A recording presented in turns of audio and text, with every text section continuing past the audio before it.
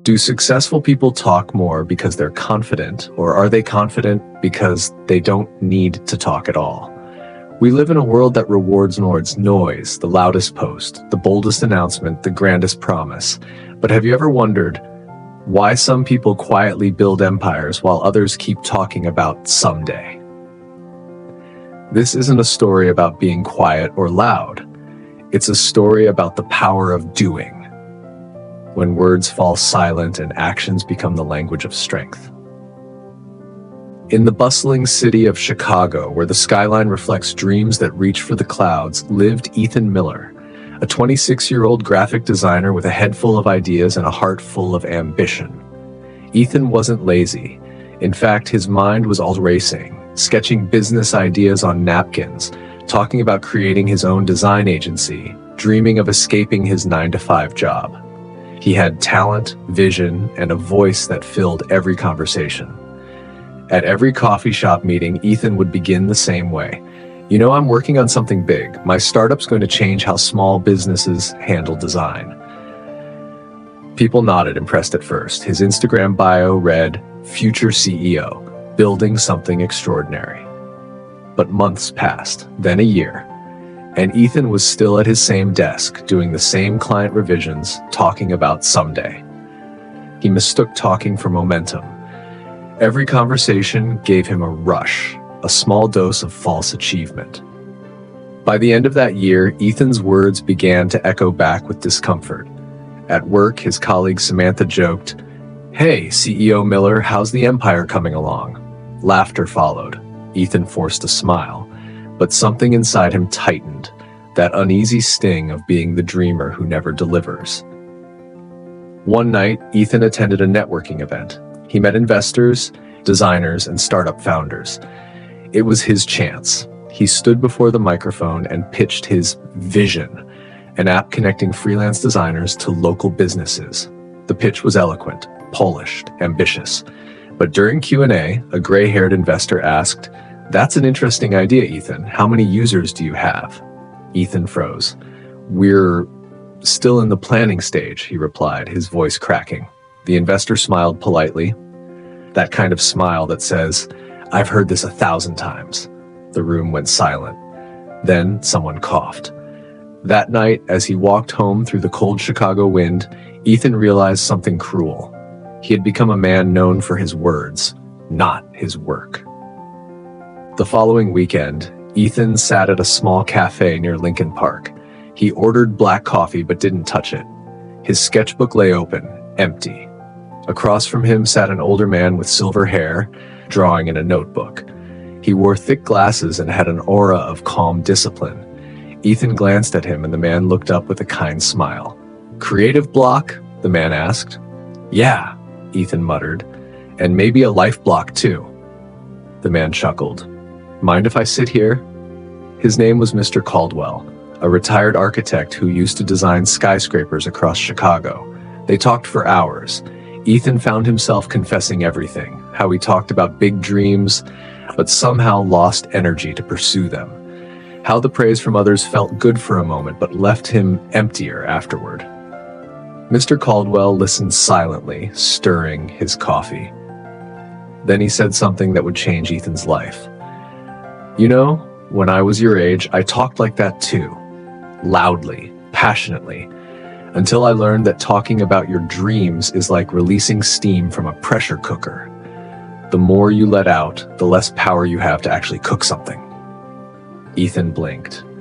"So you're saying I should keep my plans secret?" Mr. Caldwell smiled. "Not secret, sacred. There's a difference. Silence isn't about hiding, it's about protecting your energy." Ethan leaned in as Mr. Caldwell began his story. 40 years ago, the old man said, I was part of a young architect's team. I had this dream to design my own skyscraper, one that would make my name echo across Chicago. I told everyone, my colleagues, my friends, even the newspapers. For a while, it felt glorious, being the guy with a vision. But the project never happened. Investors pulled out, my energy faded, my confidence died. A few years later, I worked under a quiet man named Henry Clark. He never bragged, never announced, never promised. While we were talking, he was building. One morning, we walked past a construction site, and I saw his name on the board, designed by Henry Clark. The skyscraper that everyone thought was impossible was rising before our eyes. Ethan sat speechless. That day, Caldwell continued, I realized something.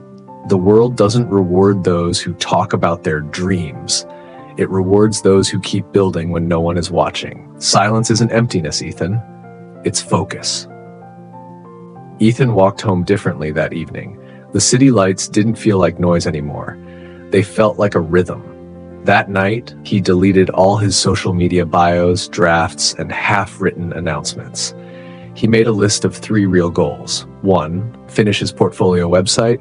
2, take 1 paying freelance project per month. 3, learn basic business management. He didn't tell anyone. Not his colleagues, not even his girlfriend, Maya, who was used to hearing him talk about big things coming soon. When Maya asked, "So, what are you working on these days?" he just smiled. "You'll see when it's ready."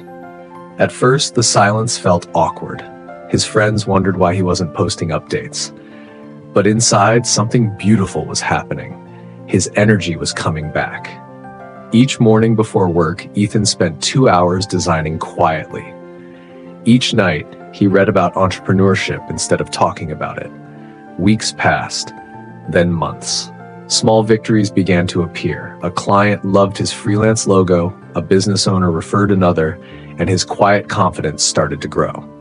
He wasn't chasing validation anymore, he was earning momentum. Success, however, has a way of testing silence. One evening, Samantha, the same colleague who once teased him, noticed Ethan staying late. "What are you up to?" she asked. "Just finishing something," he said. She smiled. "Come on, Ethan, you can't hide it. You're planning something big, right?" He felt the old urge rise, that sweet temptation to explain, to impress, to hear, "Wow, that's amazing." But he stopped himself. "You'll know when it's done," he replied softly. He went home proud, not because of what he had built, but because of what he had refused to say. 6 months later, Ethan launched his website. No grand posts, no flashy slogans, just a link quietly shared with one client. Within a week, the same client forwarded it to another business owner. That owner called him the next day, then another. By the end of the 2nd month, Ethan had more projects than he could handle. He resigned from his job, this time without a dramatic announcement. His boss, surprised, said, "I didn't even know you were planning this." Ethan smiled. That's the point. He turned his small freelance effort into a registered company, Miller Studio, and for the first time he felt real satisfaction, not from applause, but from results. A year later, Ethan received an invitation to speak at the same networking event where he once froze. He hesitated at first, but then accepted. The hall was filled with young entrepreneurs, notebooks ready, eyes shining with dreams, the same way his had once shone. He walked to the microphone. A long pause. The same silence that once haunted him now felt powerful. Then he spoke. "I used to think success was about who shouted the loudest. I talked so much about my plans that my brain thought I'd already done them. I confused the sound of words for the sound of progress. Then one day a wise man told me, silence isn't hiding, it's focus. Since then, I've learned that you don't owe the world an explanation until you have something worth showing. So work quietly, build in silence, and when the time is right, your work will speak for you, louder than words ever could." The room was quiet, no claps yet, just reflection, then a thunder of applause. But Ethan didn't smile for the applause. He smiled because he knew it wasn't the sound of words, it was the sound of meaning. After the speech, Ethan walked back to that same cafe. The seat near the window was empty now. He asked the barista, "Does Mr. Caldwell still come here?" She smiled sadly. "Not for a while, but he always said this was his favorite spot. Said he met a young man here once who reminded him of himself." Ethan sat down, pulled out his sketchbook, and wrote on the first page, "To the man who taught me the art of quiet." He looked out the window, the city alive with noise, and whispered, "Thank you for the silence." Ethan's story began to circulate quietly, not as a viral video, but as whispers in creative circles, mentors telling their students. There was a young designer who learned the power of silence. He never corrected them. He didn't need to. Years later, Ethan hired interns, ambitious, loud, full of dreams. When one of them said, "I'm going to start my own agency soon. I've already told everyone about it." Ethan smiled gently. "Good, but remember, don't tell them everything. Let your work speak first." The intern looked puzzled, but Ethan didn't explain. He knew some lessons aren't taught. They're discovered in silence.